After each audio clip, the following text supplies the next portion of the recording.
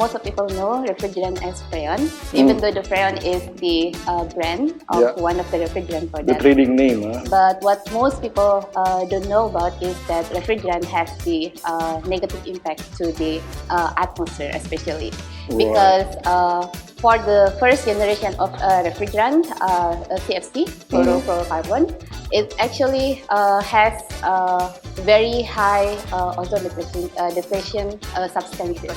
So you don't actually produce your own product? Yet, but in our bigger pictures, we are going to try to do another disruption. We are going to build a technology that can capture the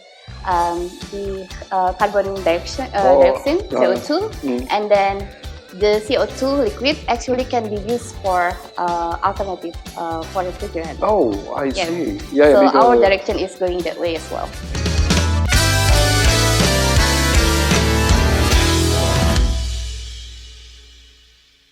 Bismillahirrahmanirrahim. Assalamualaikum warahmatullahi wabarakatuh. Yes, yes. Carbon activists all over the world, decarbonizers, welcome back to another episode of Carbon Forum. This time around, we are going to discuss about the potential hazards from using the wrong refrigerant. And with us, we already have a very interesting guest. Her name is Niluh Putu Yuniari. She's the CEO of Aludra Impact. Yes. Welcome to Carbon Forum, Ibu Yuni. Thank you, Poempida. It's nice How are to you? be here. You're I'm right? good. Thank you. Thank you. Thank you. How about you? I'm all right. Fine. Okay, refrigerant. Yes. What's the danger of using wrong refrigerant? Yeah. For the atmosphere. Yeah. Yeah. So maybe I can give a little bit of background about refrigerant, as most of people know refrigerant as Freon, even though the Freon is the brand of one of the refrigerant products. The trading name, huh? Yes, correct. Refrigerant is very beneficial, useful for our daily life. But what most people don't know about is that refrigerant has the negative impact to the atmosphere, especially because for the first generation of refrigerant, CFC, fluorocarbon, it actually has very high ozone depletion substances. Oh, okay. Yeah, so it's actually destroying our ozone layer. And it's so also, when they get out of the system, because it's a closed system actually, right? Yeah, but if it leaks, then it will react with the ozone and destroying the ozone. Is that right? Yes. And also, refrigerant has a very high global warming potential. Oh, okay. And what people doesn't know is that because so many people use them, right? Yeah, almost like 90%. Even 90%. What's the number now in the world? So do you know? We've made a research, like a simple research for Indonesia itself. At least for one household has at least 2 ACs. Okay. So yeah, if we multiply it with the whole community in Indonesia, so it's going to be around like billions. Oh wow! ACs, Wow! Okay, you're a CEO of Aludra Impact. Yeah. The name is very interesting. Eh? Yes. What's behind the name, and what are you doing? Yeah. So. When we decided to build Aludra Impact, we were looking into some different names. And we came into Aludra because we would like to disrupt the industry. Right. Aludra is one of the brightest stars in the universe. And in few years, it's going to be a supernova. So that's why we would like to make a disruptive, like an explosion. That will be a shame because that's the brightest star. Of course, I mean, normally brightest stars is actually going to go to supernova as soon as possible. Yes. Yeah. So we would like to make so you the use explosion. That name and then the impact. So you will change and disrupt the refrigerant markets to use your products. Yes. What is the product and what's the brand and what do you think it can save in the sort of saving the environment sort of issue? Yeah. So our startup actually focusing on reclamations of the refrigerants and then also destruction of the refrigerant. We are collaborating with a some companies that have the alternative for more eco-friendly refrigerant, and our part is that we are making sure that the refrigerant that is not being used anymore is going to be properly managed according to the UNFCCC protocol. So you don't actually produce your own product, but in our bigger pictures, we are going to try to do another disruption. We are going to build a technology that can capture the carbon dioxide, CO2, and then the CO2 liquid actually can be used for alternative for refrigerant. Oh, I see. Yeah, so our direction is going that way as well. Yeah. CO2 is cool. Nitrogen is cool also, right? Yes. So, right. Well, anyway, so you're not using your own product, so you're using somebody else's product which is eco-friendly. Yeah. But what is the business model that you're using? You're using you're financing it, or how? Yeah. So our business model with we call it the partners for material owners. Let's say for a building or for an industry that would like to replace the refrigerants, we are coming into the picture, and then we are providing the solutions for the end life of cycles. I see. We are going to finance the recovery process, we call it. Yeah. And then we recovery, not transition. No, recovery process. And then we are going to provide incentives as well for the what kind of incentives? Partners. Financial incentives. Yeah, for every refrigerant that is going to be acquired by us. Right. Yeah, and then we are also covers the transportation cost because it's a hazardous waste. And then we also making sure that we are going to finance the destruction process as well. That's very noble, huh? Yes. Very noble. Thank but how would you make money out of it? Sorry to say, but in the end of the day, it's about profit, right? Yeah. So you have to maintain your sustainability in the business, right? Yes, correct. So we are using and leveraging the carbon credit mechanism. We actually have our off-takers already that is financing the whole projects for us. And then the carbon credit that is being generated from this project is being off-take by them. So this carbon credit mechanism that you're pursuing is related to the ETFs or PTBA-PU, yeah? Yes. All right.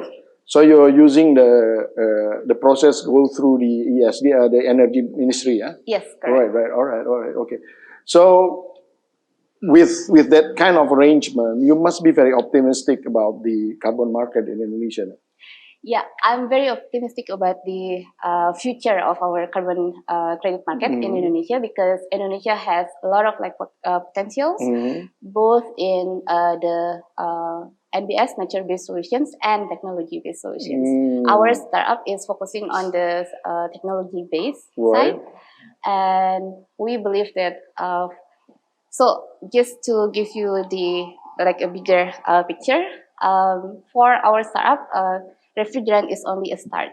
So we have. So you're not only aiming for refrigerant, but maybe other hazardous material. So we've already started building some technology reactors for direct air captures device. Oh, the AC, Yes, the AC, but it's so the smaller one. Indian CCS. Yes, correct. Wow. And then we are building the design of the whole end-to-end solution. That must be a lot of investment you're doing. Yeah. How do you get the money from? Well, fortunately that we have... Sorry, I bluntly ask this because I need to understand the business. No worries. So everybody will know, Yeah. Fortunately that we have a lot of off-takers and investors that are interested in us and believe in us. So at the moment so for the refrigerant, we already have our off-takers. We already have our financings. The off-takers of the carbon credits, right? Yes, and also the financing partners. And for our other projects, direct air capture, we are in the discussion actually with some partners as well. And the third project that we are looking into is biomass, carbon capture and storage, biochar. we are also in the discussion. Oh, very interesting. Yeah. Well, it's good to hear that you're doing a very noble work, cleaning up the air and also saving the planet and all, and you're making money out of it, which is great. And what do you think about the current situations in the Indonesian carbon market, right? It's kind of a little bit, quiet at the moment. Yeah. And what is your expectation on this situation in the future? Yeah. For the domestic market, yes, there are some supplies. I think many stakeholders within the industry are preparing right now, but they are on wait and see mode. For the demand itself, it hasn't been developed yet. So maybe if the government can support us in that, so providing some incentives maybe, or making sure that the regulations are there, so that all of the stakeholders within the industry, they are not having doubt anymore, because that's the biggest issues that we have right now. And the second thing is that hopefully, in the near future, that the government would be willing to open the market to the international market, because there are a lot of demands on that. Right. Yeah. Well, honestly, at the moment, the government has not yet sort of issued the the foreign sort of trading ministerial decree, right? Yes. So your off-takers must be from abroad, right? Yes, correct. So you're expecting that regulations as soon as possible, right? Yes, correct. Okay. We are in the discussions with some stakeholders from the government side. From this the is a carbon... From Ministry of the Forestry and Environment, right? Yes. Also with the Ministry of Finance as well. Oh, Ministry of Finance. We have been discussing it with the Badan Kebijakan Fiskal, Fiscal Department. BKF, BKF. And I think what they would like to see as well is that, so we have one project off the record, so I cannot say the project, but don't worry, collaborating with the government at the moment, and we would like to adopt the projects that our international partner has in different countries, and bringing it to Indonesia, so that it can be a pilot project, and as well as to help the government to harmonize the regulations. Okay, sounds good. That's a big thing. So yeah, we'll see. When do you expect that regulations will come out? I hope in April. So 2 months time, right? Yeah. Well, I would hope so, because that's probably one of the bottleneck that we're facing at the moment with the carbon market.